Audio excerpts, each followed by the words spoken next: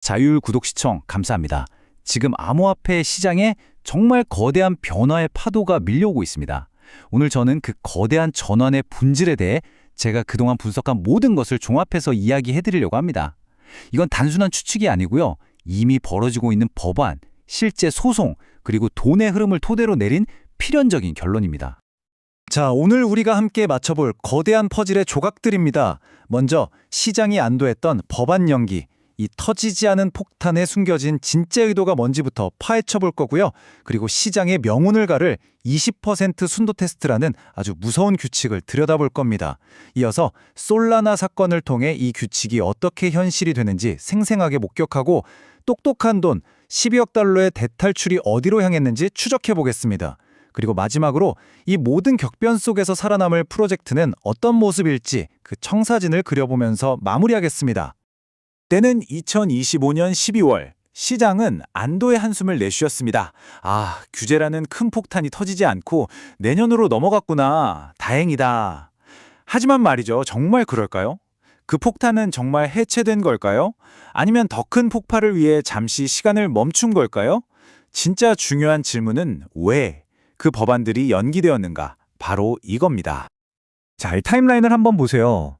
2024년에 하원을 통과한 법안이 시간이 없네, 기관끼리 싸우네 하는 이유들로 결국 상원에서 막히고 2026년으로 넘어가는, 겉으로 보기엔 그냥 흔한 입법부의 지연처럼 보이죠. 하지만 이건 절대 단순한 지연이 아닙니다. 진짜 이야기는 이 공식 발표들 뒤에 숨어 있습니다. 겉으로 내세운 이유는 그럴듯해요. 연말이라 시간이 없다. SEC랑 CFTC가 싸운다. 늘 있는 일이죠. 하지만 진짜 불씨는 다른 곳에 있었습니다. 이건 완전히 새로운 판을 짜기 위한 아주 계산된 움직임이었던 겁니다. 그리고 가장 중요한 것, 바로 내부자들에게 모든 걸 정리하고 빠져나갈 마지막 1년이라는 골든타임을 벌어준 셈입니다. 그럼 다시 한번 생각해 봐야 합니다. 과연 이 입법 지연이 시장 전체를 위한 선물이었을까요? 아니면 소수의 내부자들을 위한 아주 정교하게 설계된 탈출용 함정이었을까요? 자, 그럼 지금부터 그 함정의 핵심, 이 시한폭탄의 뇌관이 대체 뭔지 직접 확인해 보겠습니다. 이제부터가 진짜 중요합니다. 앞으로 수백 개, 어쩌면 수천 개 알트코인의 운명을 결정지을 단 하나의 규칙, 시장의 옥섭을 가려낼 무서운 필터에 대해 이야기해 보겠습니다.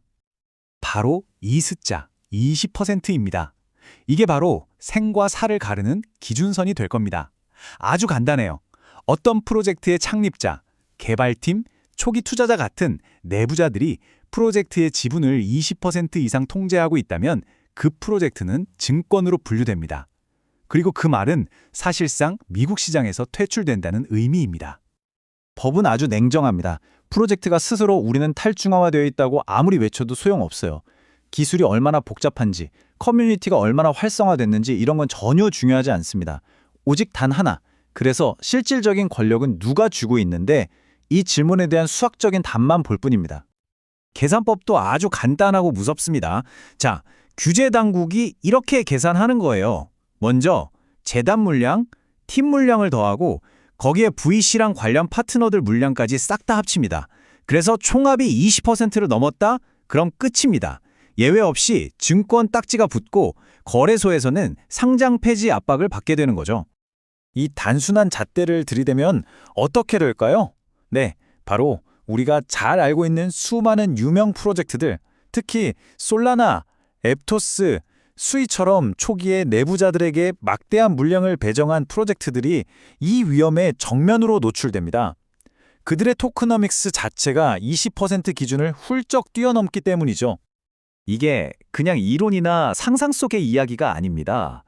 바로 지금 이 순간 법정에서 이 20% 룰의 핵심 논리, 즉 통제와 조작이라는 문제가 어떻게 다뤄지고 있는지 생생한 실제 사례를 통해 한번 들여다보겠습니다. 이건 2026년에 벌어질 일들의 예고편과도 같습니다. 소송에서 나온 이 한 문장이 모든 걸 말해줍니다. 구조적으로 조작된 게임. 이건 단순히 실수가 있었다거나 버그가 있었다는 차원의 문제가 아닙니다. 아예 처음부터 시스템 자체가 내부자들의 이익을 위해 불공정하게 설계되었다는 아주 무서운 주장인 거죠. 사건의 핵심은 이렇습니다. 솔라나 생태계의 핵심 플레이어들이 처음부터 조직적으로 개인 투자자들을 등쳐먹기 위한 시스템을 만들었다는 혐의를 받고 있고요. 결정적으로 증거로 제출된 5,000페이지 분량의 내부 채팅 기록을 본 판사가 이건 소송을 계속 진행할 만한 충분한 근거가 있다고 판단해버린 겁니다. 바로 2025년 12월이요. 물론 이 소송 때문에 당장 솔라나 네트워크가 멈추는 건 아닙니다. 기술적인 붕괴 리스크가 아니에요. 하지만 더 무서운 건 이게 바로 규제 리스크라는 점입니다. 앞으로 SEC 같은 규제 당국이 다른 프로젝트들을 공격할 때 쓸 수 있는 완벽한 법적 선례, 아주 좋은 청사진이 만들어지고 있다는 뜻이니까요. 자, 이런 분위기를 가장 먼저 감지한 사람들은 어떻게 움직였을까요? 흔히들 말하죠. 그들이 하는 말이 아니라 그들이 하는 행동을 보라고. 2025년 시장의 가장 똑똑한 돈으로 불리는 벤처 캐피탈들은 아주 분명하고 결정적인 행동을 보여줬습니다. 이 그래프를 한번 보세요. 정말 말이 안 나올 정도입니다. 2024년 한 해 동안 VC들이 현금화한 금액이 4억 달러였는데 2025년에는 상반기에만 무려 121억 달러를 팔아치웠습니다. 30배가 넘게 폭증한 거예요. 이건 단순한 차익 실현이 아닙니다. 이건 명백한 대탈출입니다. 그들은 2025년의 시장 랠리를 다가올 규제 폭풍을 피하기 위한 마지막 비상탈출구로 사용한 겁니다. 결국 법안 연기는 시장 전체를 위한 시간이 아니라 바로 이 내부자들을 위한 마지막 탈출 창구였던 셈이죠. 심지어 트럼프 행정부의 새로운 암호화폐 책임자가 될 데이비드 삭스 같은 인물조차 이해 상충을 피해야 한다면서 본인이 가진 유동성 암호화폐 자산을 다 팔았다고 공개적으로 밝혔습니다. 이건 뭘 의미할까요?